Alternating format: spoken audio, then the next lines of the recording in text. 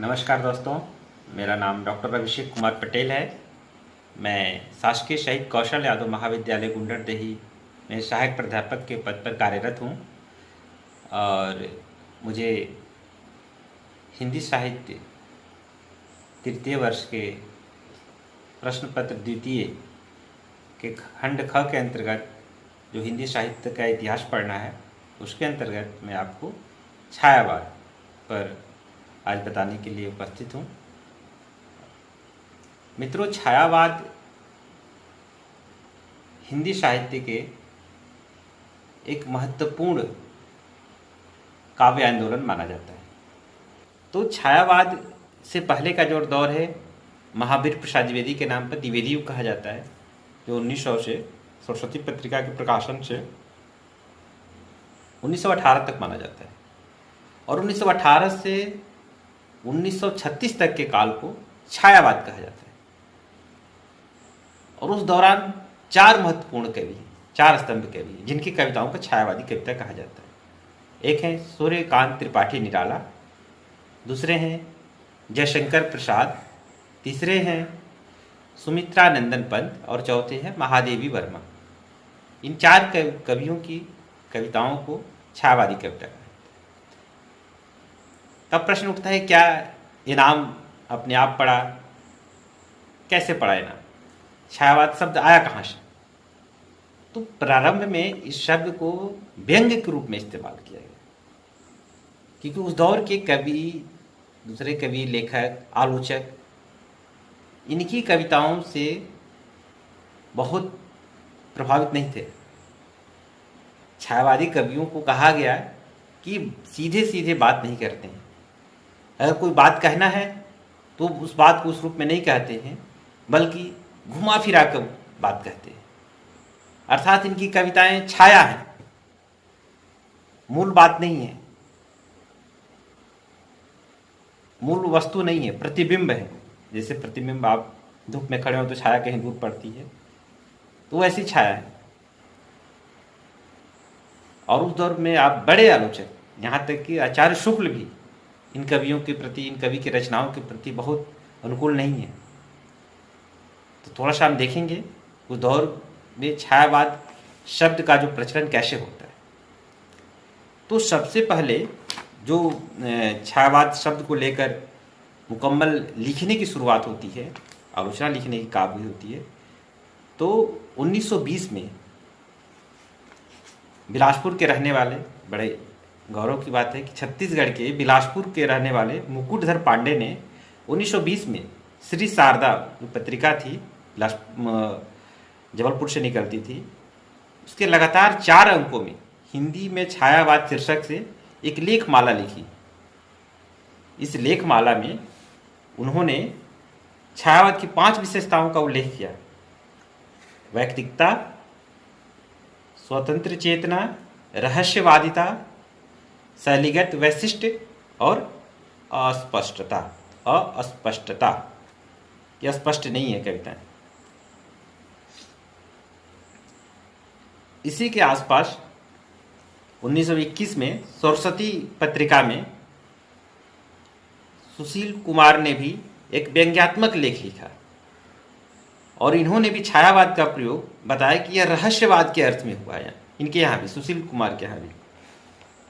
और महावीर प्रसाद द्विवेदी, जो स्वयं सरस्वती पत्रिका के संपादक रह चुके हैं, बड़े आलोचक थे, उन्होंने भी कहा कि छायावाद को, उन्होंने कहा, अनियुक्ति पद्धति है यह। उन्होंने भी इसको रहस्यवाद से माना। उन्होंने कहा, उनकी थोड़ी सी परिभाषा आप देख लीजिए, आपको लिखने में काम आएगा, कि छायावाद से लोगों का क्या मतलब है, कुछ समझ में नहीं आता। शायद उनका मतलब है किसी कविता के भावों का छाया यदि कहीं अन्यत्र जाकर पड़े तो उसे छायावादी कविता कहना चाहिए। इसी प्रकार आचार्य शुक्ल ने भी इसको परिभाषित करने का प्रयास किया। उनको लगता था, आचार्य शुक्ल जी को, कि स्वच्छंदतावाद की स्वच्छ एवं प्रांजल धारा के विकास को छायावादी कवियों ने अपने रहस्यवादी प्रतीकवादी काव्य के माध्यम से रोक दिया है। उन्होंने छायावाद की व्याख्या रहस्यवाद और प्रतीकवाद के रूप में की है और प्रायः उसे हिंदी साहित्य की नकारात्मक प्रवृत्ति के रूप में देखा। उन्होंने कहा है कि सामान्यतः प्रस्तुत के स्थान पर उसकी व्यंजना करने वाली छाया के रूप में अप्रस्तुत का कथन छायावाद है। विशेष रूप से छायावाद शब्द का दो अर्थ है। प्रथम रहस्यवाद के अर्थ में, जहाँ उसका संबंध काव्य वस्तु से होता है। दूसरा अर्थ कथन शैली या पद्धति विशेष के व्यापक अर्थ में।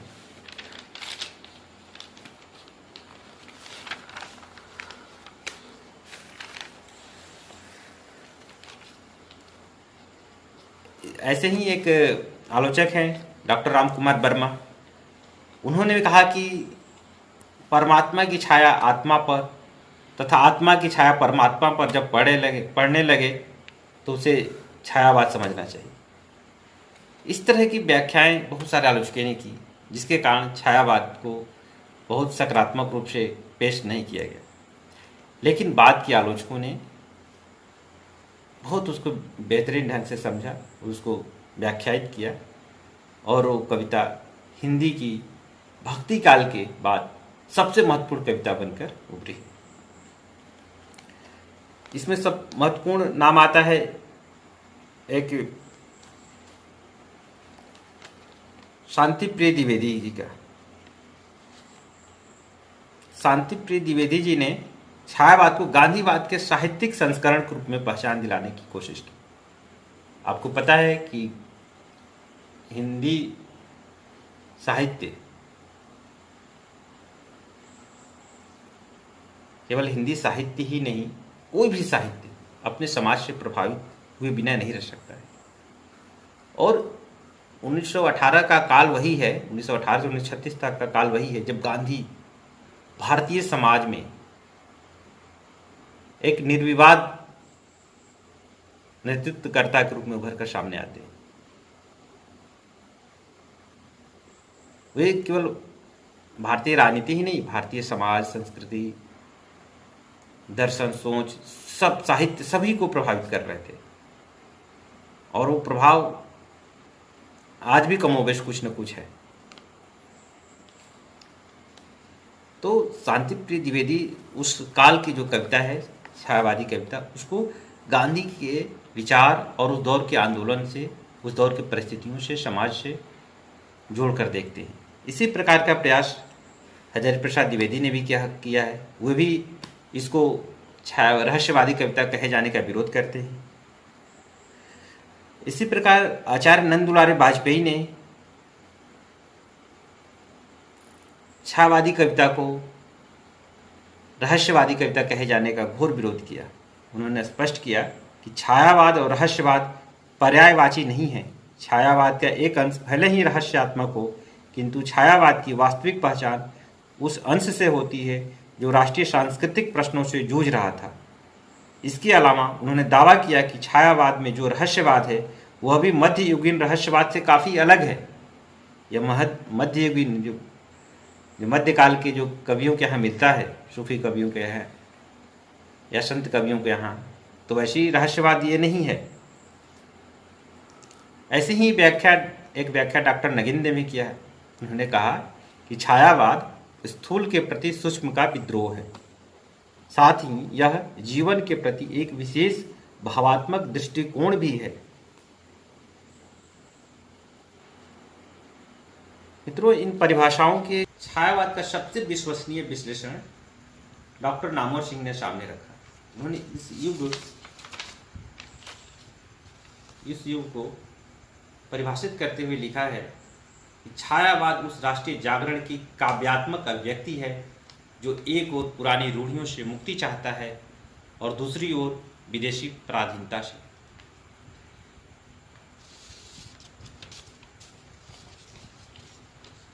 अब आप समझ चुके होंगे कि विदेशी पराधीनता किससे? अंग्रेजों से। और पुरानी रूढ़ियों, जो परंपरागत विचार, रूढ़ी, अतिशय सामाजिकता, उन सब से भी मुक्ति चाहता। तो आप देखेंगे कि साहित्य के विधा के रूप में भी भाव के रूप में भी, विचार के रूप में भी और शिल्प के रूप में, हर स्तर पर ये मुक्ति का चाह आप छायावादी कवियों में देख सकते हैं। छायावाद नवजागरण की चेतना से संपन्न काव्य आंदोलन है।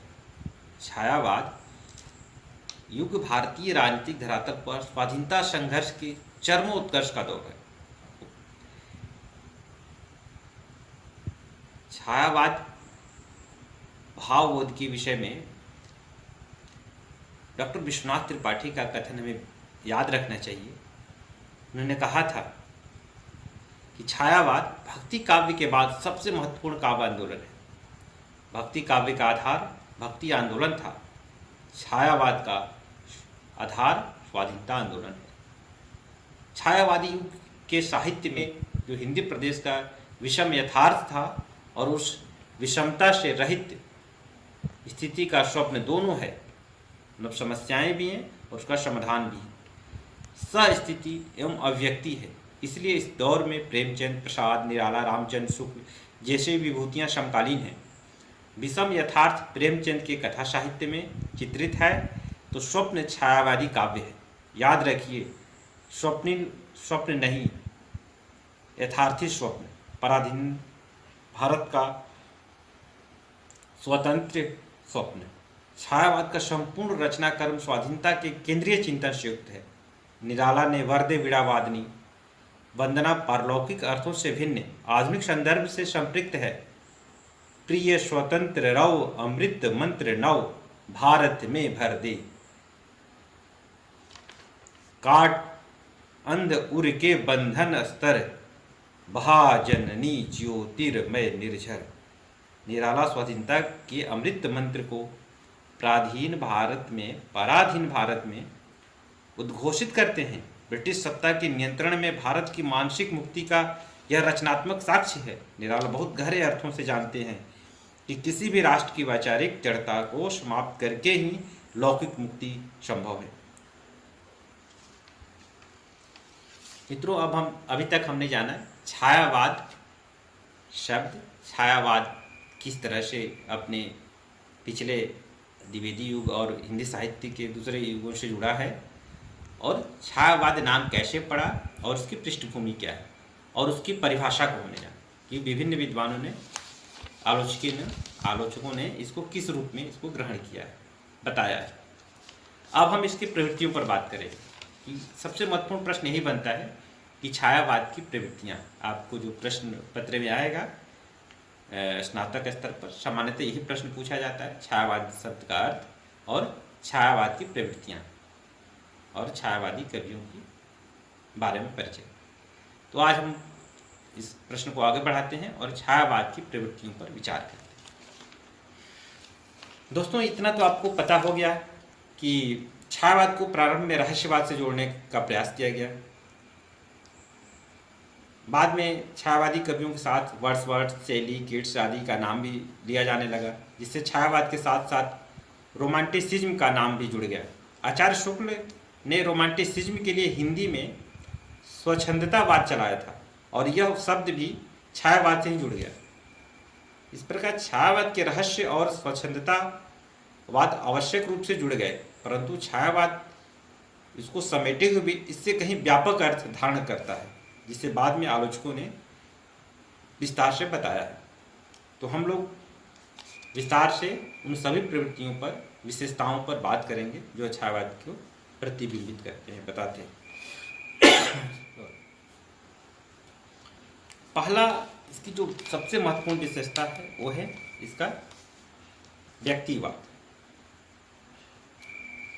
यही वो विशेषता है जो इनको अपने दूसरे युग के कवियों से इनको भिन्न करता है, विशेष तौर से द्विवेदी युग से।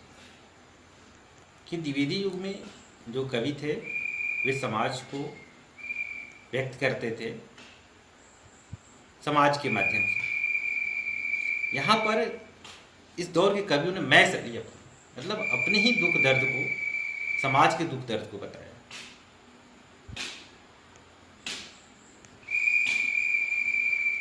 इसको कहा जाता है आत्मा व्यक्ति। इन्होंने आत्मा व्यक्ति का पुरजोर प्रदर्शन भी किया। छायावादी कवि अपने मन की बातें सीधे सीधे उत्तम पुरुष शैली में पाठक तक पहुंचाकर आत्मीयता के आगोश में उसे समेटना चाहता है। वह चाहता है कि पाठक और उसके बीच संवाद सीधे हो और कोई अन्य पुरुष बीच में न आए। छायावाद में मैं शैली इसी कामना का परिणाम है। पहले के कवि अपनी ही अनुभूतियों को निजी बताने से संकोच करते थे, लेकिन बाद में उन्हें लगा कि वे अपनी बात निजी ढंग से ही अच्छी तरह से रख सकते हैं। संभवतः राष्ट्रीय जागरण के दौर में व्यक्ति स्वतंत्र की जो लहर चली, उसके कारण छायावादी कवियों ने भी इस संकोच को उतार फेंका। इसलिए कविता में उनकी अभिव्यक्ति कवि के लिए व्यक्ति की मुक्ति साबित हुई। निराला की कविताओं में आत्माभिव्यक्ति सबसे अधिक है। सरोज स्मृति में कवि ने आत्म पराजय का दुख दास्तान प्रस्तुत किया है। दुख ही जीवन की कथा रही, क्या कहूँ आज जो नहीं कही। अथवा धन्य मैं पिता निरर्थक था, कुछ भी तेरे हित न कर सका। हारता रहा मैं स्वार्थ समर। पंत ने उच्छ्वास और आंसू की बालिका के प्रति सीधे शब्दों में अपना प्रणय प्रकट किया है। कवि ने स्वीकार किया है, बालिका मेरी मनोरम मित्र थी। इसी प्रकार प्रसाद ने कविता में अपनी आत्मकथा ही लिख दी। एक स्थल पर उन्होंने लिखा है, जो घनीभूत पीड़ा थी मस्तक में स्मृति सी छाई, दुर्दिन में आंसू बनकर वह आज बरसने आई। इसी प्रकार महादेवी की कविताओं में भी पर्याप्त आत्माव्यक्ति है। महादेवी ने भी कहीं लिखा है, आज का साहित्यकार अपनी प्रत्येक सांसों का इतिहास लिख लेना चाहता है। एक स्थल पर महादेवी लिखती हैं, मैं नीर भरी दुख की बदली, परिचय इतना इतिहास यही, उमड़ी कल थी मिट आज चली। दूसरी विशेषता मित्रों है छायावाद की प्रकृति प्रेम। क्योंकि रोमांटिसिज्म, जिसको स्वच्छंदतावाद कहा जाता है, उसकी भी बहुत बड़ी विशेषता है प्रकृति प्रेम। और प्रकृति के बीच जाकर मनुष्य अपने को और स्वतंत्र स्वच्छंद महसूस करता है। तो थोड़ी सी विशेषताएं हम यहाँ भी देखते हैं। पुरानी समाज व्यवस्था में एक घुटन थी। संयुक्त परिवार में युवक अपनी पत्नी से भी प्रेमाभिव्यक्ति के लिए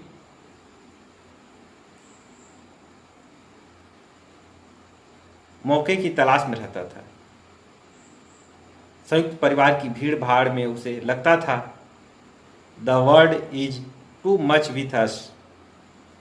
अतः अपने आसपास के अनपेक्षित संसार से मुक्ति पाने के लिए वह प्रकृति के पास गया।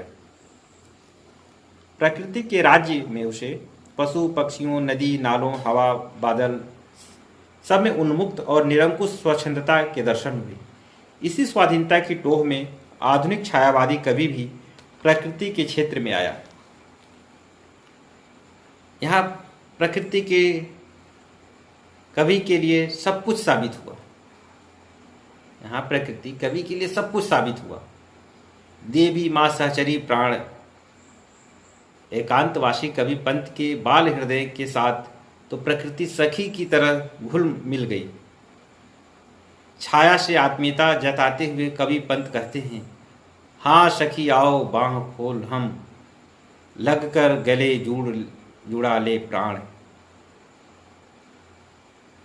छायावादी कवि कहता है, छोड़ द्रुमों सी मृदु छाया, तोड़ प्रकृति से माया, बाले तेरे बाल जाल में कैसे उलझा दूं लोचन। मतलब उस दौर के कवियों के लिए प्रकृति सबसे महत्वपूर्ण है, प्रेमिका से भी ज्यादा। महादेवी ने प्रकृति की विराटता को माँ का चित्र देखा। दुलरा देना बहला देना, यह तेरा शिशु जग है उदास।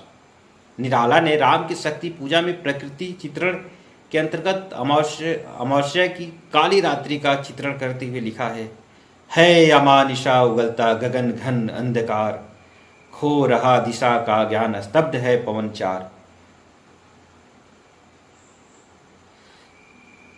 इसी प्रकार प्रसाद ने भी प्रभात काल को जागरण का संदेश के रूप में प्रस्तुत किया है। बीती विभावरी जागर, अर्थात आप देखेंगे कि छायावाद में अगर किसी को बहुत महत्व दिया गया है वो है प्रकृति चित्रण, और प्रकृति उनके यहाँ कई रूप में जाती है। जागरण के संदेश से लेके, माँ से लेके, ईश्वर से लेके, साथी, प्रेम, हर रूप में। अब तीसरी विशेषता हम देखेंगे नारी, प्रेम और उसकी मुक्ति का स्वर। हम लोगों ने अभी तक दो विशेषताएं देखा है। पहला आत्मानुभूति की अभिव्यक्ति अर्थात मैं शैली, और दूसरा है प्रकृति प्रेम, तीसरा है नारी प्रेम और उसकी मुक्ति का स्वर। मित्रों, धीरे धीरे प्रकृति के प्रति छायावादी कवि की गहरी तन्मयता भंग होती है। उन्हें अनुभव किया कि प्रकृति चाहे जितनी भी सुंदर और भावप्रवण हो, किंतु वह पूर्ण रूप से पुरुष के भावों को प्रतिध्वनित नहीं कर सकती, और यदि प्रतिध्वनित कर सकती है तो प्रत्युत्तर नहीं दे सकती। उन्होंने बड़ी विकलता के साथ अनुभव किया, हाय किसके उर में उतारूं अपने उर का भार। प्रकृति की इस अपूर्णता के स्थान पर नारी का अभ्युदय हुआ। निराला के तुलसीदास का मन जब रंग पर रंग छोड़ता हुआ निस्तरण आकाश में उड़ रहा था, तो वहीं उसे रत्नावली के दर्शन हुए। यही स्थिति प्रसाद के मनु की भी हुई। महाप्रलय समाप्त होने के बाद जब प्रकृति का रमणीय रूप सामने आया, तो उसी दृश्य में उनकी अलस चेतना की आंखें भी खुल गईं, और फिर तो जब हो जगी अनादि वासना मधुर प्रकृति की भूख समान। छायावादी कविता में प्रेम को अपूर्ण महत्व दिया गया है। छायावादी कविता में प्रेम को अपूर्व महत्व दिया गया है, और प्रेम बिना नारी के संभव नहीं है। प्रेयसी शीर्षक कविता में निराला मिलन में तदात्म्य की अनुभूति को अभिव्यक्ति देते हुए लिखते हैं, मिली ज्योति छवि से तुम्हारी ज्योति छवि मेरी, नीलिमा ज्यों शून्य से मिलकर मैं रह गई। निराला ने कहा कि प्रेम सदा ही तुम असूत्र हो। तब नारी को भी अपने हृदयगत भावों की अभिव्यक्ति की छूट मिली। उसे सामाजिक प्राचीरों से मुक्ति का एहसास हुआ। वह खुले मन से प्यार करने के लिए पुरुष की ओर बढ़ी, तो पुरुष ने उसे सम्मान स्वरूप नवीन कल्पनाओं एवं उपमानों से मंडित किया। पुरुष ने उसे जीवन के स्पंदनों से भरकर वासना से ऊपर एक उदात्त ऊंचाई दे दी। छायावादी प्रेम अशरीरी या अतीन्द्रिय है, ऐसा कहा गया कुछ आलोचकों के द्वारा।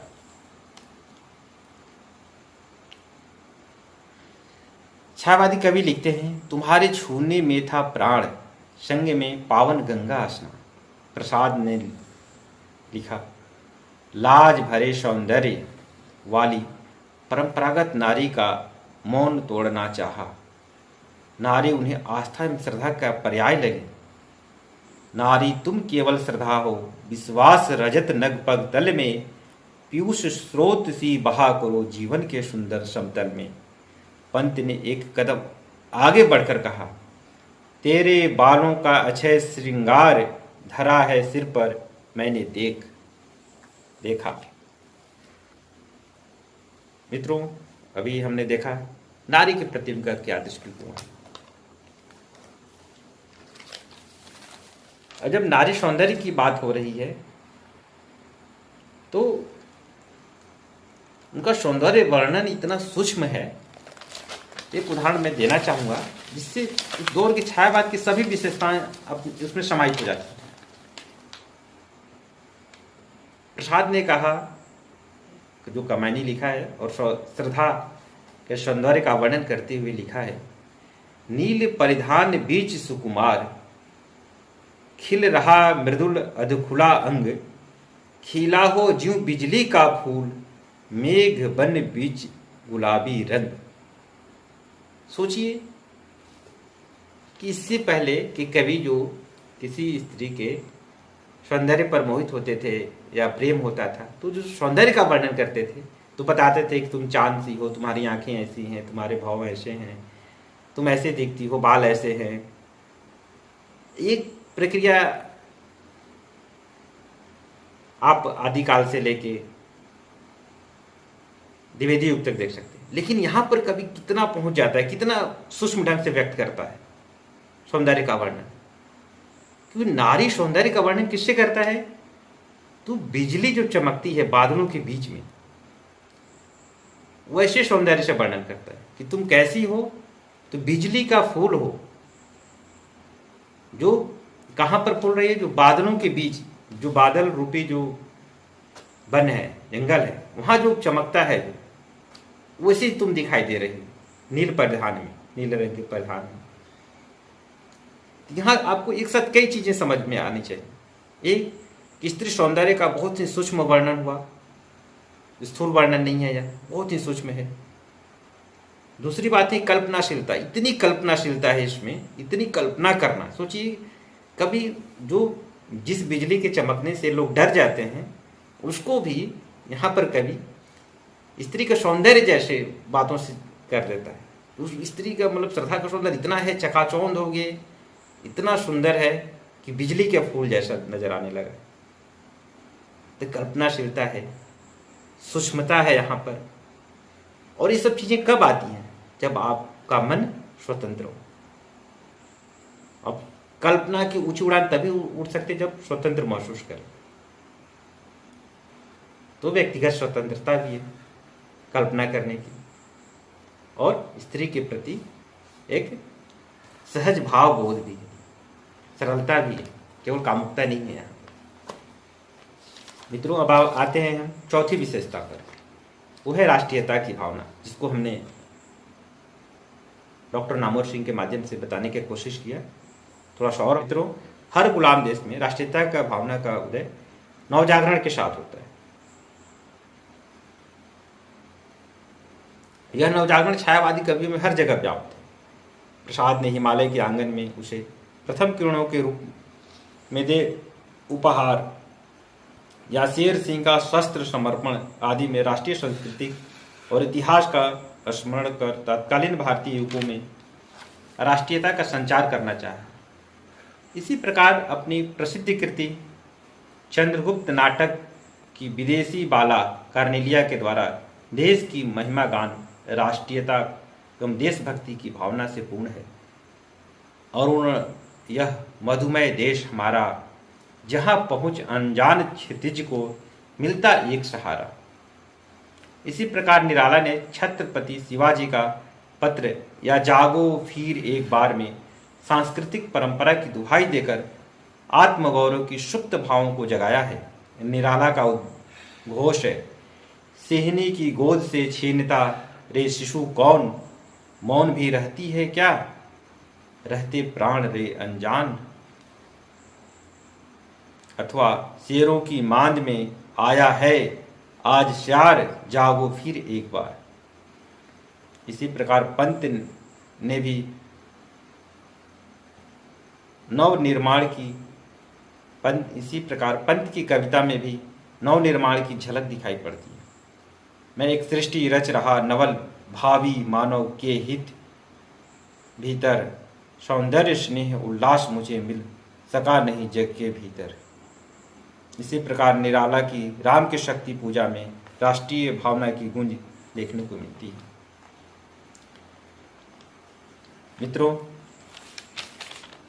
राष्ट्रीयता की भावना छायावाद की सबसे महत्वपूर्ण विशेषता में से एक है, क्योंकि जो विशेष इस दौर में जो गांधी और गांधीवाद था, गांधी के जो आंदोलन थे, उसका स्पष्ट प्रभाव छायावादी कवियों पर पड़ रहा था और उनकी कविताओं में इसकी झलक देखी जा सकती है। वे देश की युवकों को जगाना चाहते थे, जागृत करना चाहते थे, हमारे अंदर सांस्कृतिक जागरण का भाव पैदा करना चाहते थे, जिसे आप छायावादी कवियों के यहाँ देख सकते हैं।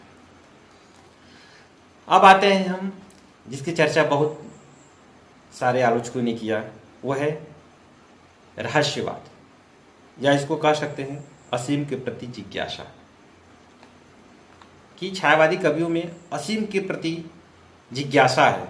असीम के प्रति जिज्ञासा छायावाद की प्रमुख विशेषता है। महादेवी कहती हैं, तोड़ दो क्षितिज कारा, मैं देख लूं उस ओर क्या है।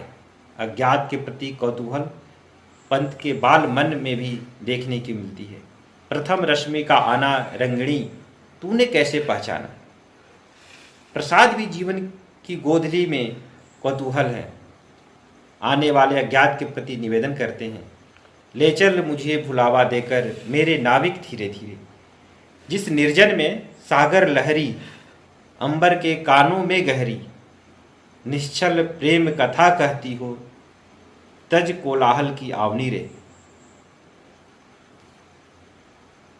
इसी बात को कई लोगों ने कहा कि यह असीम के प्रति जो जिज्ञासा है, वास्तव में उस रहस्य को जानने का प्रयास भी है। हालांकि यह रहस्य थोड़ा मध्यकालीन रहस्यवाद से अलग है। हालांकि इस पर विस्तार से बात करने के लिए अलग से बात करेंगे हम।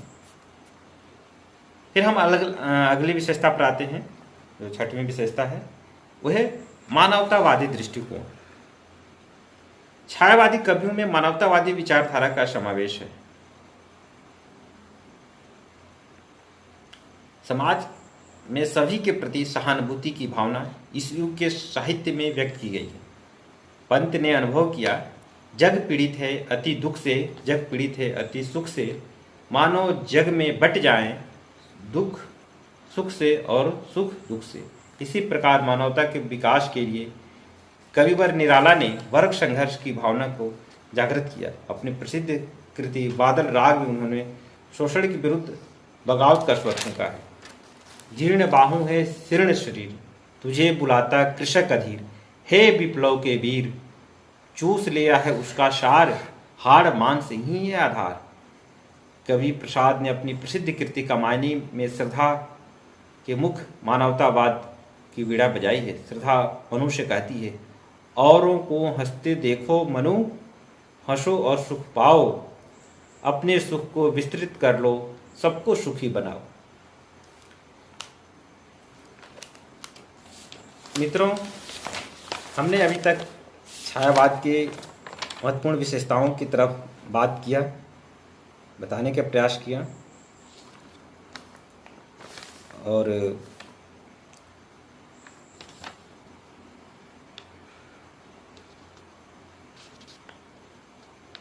इन विशेषताओं के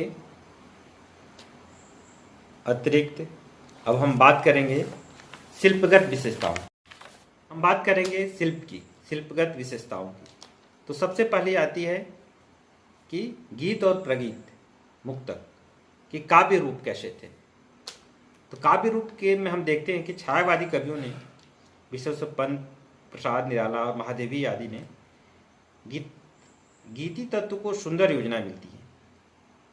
संक्षिप्तता, भाव, उद्रेकता, आत्माव्यंजना, तीव्र अनुभूति आदि गीति काव्य की विशेषताएं मानी जाती हैं। यीशु के कवियों के काव्य में उपलब्ध है।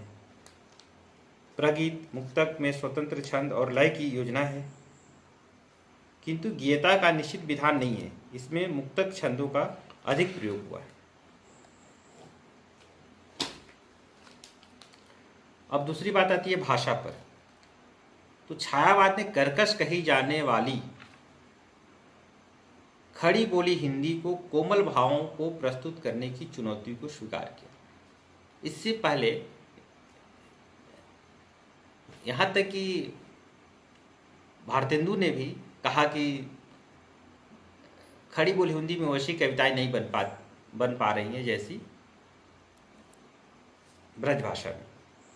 तो छायावादी कवियों ने इसको चैलेंज के रूप में लिया और उन्होंने बहुत बेहतरीन कविताएं करके दिखाई। तो छायावादी कवियों ने कर्कश कही जाने वाली खड़ी बोली में कोमल भावों को प्रस्तुत करने की चुनौती को स्वीकार किया। अज्ञे लिखते हैं कि अपने नए कथ्य के अनुरूप नई भाषा की तलाश छायावादी कवियों के सामने एक ऐतिहासिक चुनौती थी और इस चुनौती का सामना छायावादी कवियों ने साहस के साथ किया। छायावादियों ने नए नए शब्दों की रचना की, जैसे स्वर्णिम, अरुणिम, स्वप्निल आदि। इनके द्वारा प्रयुक्त शब्दों में संगीतात्मकता के दर्शन भी होते हैं, जैसे उठ उठ री, लघु लघु लोल लहर। छायावाद में शब्द शक्तियों की दृष्टि से लक्षणा पर बल है, क्योंकि कथ्य की गहराई और अमूर्तता इन्हें अविधा में रचना करने से रोकती है। तीसरी बात आते हैं हम लोग छंद पर। तो छायावाद की स्वतंत्र चेतना ने छंदों के परंपरागत ढांचे को तोड़ दिया। निराला ने मुक्त छंदों में रचना की, प्रसाद ने आंसू छंद की योजना की। चौथी विशेषता में आते देखते हैं अलंकार पर। छायावादी कवियों ने अर्थालंकारों का पर्याप्त प्रयोग किया, क्योंकि गहरे भावों की अभिव्यक्ति सीधे सीधे नहीं हो पाती। पंत का मानना था कि अलंकार केवल वाणी की सजावट के लिए नहीं है, बल्कि वे भावाभिव्यक्ति के विशेष द्वार हैं। इस काल में 3 नए अलंकार प्रयुक्त हुए: विशेषण विपर्य, मानवीयकरण अलंकार तथा ध्वन्य अर्थ व्यंजना अलंकार। और 5वें पर हम आते हैं बिंब। छायावादी कवियों ने बिंब का सफल प्रयोग करके काव्य को अत्यधिक मार्मिक बनाया। इनके काव्य में एक और विराट संश्लिष्ट बिंबों की, तो दूसरी ओर कोमल व सुकुमार बिंबों की योजना हुई। राम की शक्ति पूजा का प्रस्तुत उदाहरण विराट और संश्लिष्ट बिंबों के प्रतिनिधि उदाहरण है अमानिशा उगलता गगन घन अंधकार, खो रहा दिशा का ज्ञान, स्तब्ध है पवन चार। इसी कविता की निम्न जो अभी जो मैं पत्तियां पढ़ूंगा, वो पत्तियां कोमल और सुकुमार बिंब का उदाहरण प्रस्तुत करती हैं। जैसे नयनों का नयनों से गोपन प्रिय संभाषण, पलकों का नव पलकों पर प्रथमोत्थान पतन। अब आखिरी जो है वो है प्रतीक व्यवस्था पर हम बात करेंगे। छायावादी कविता सूक्ष्म और अमूर्त कथ्य को व्यक्त करने के प्रयास में प्रतीकात्मक हो जाती है। आचार्य शुक्ल ने तो इसे प्रतीकवाद से प्रभावित आंदोलन ही माना है। इसमें वैचारिक प्रतीकों की भी रचना हुई है। उदाहरण के लिए राम की शक्ति पूजा में राम राष्ट्रीयता के प्रतीक हैं, तो रावण ब्रिटिश सत्ता का प्रतीक बन जाता है। दोस्तों, इसी के साथ इस व्याख्यान को हम समाप्त करते हैं, क्योंकि काफ़ी लंबा हो गया है, हमें समय का भी ध्यान रखना है। आपने इसको ध्यान से सुना, बहुत बहुत धन्यवाद।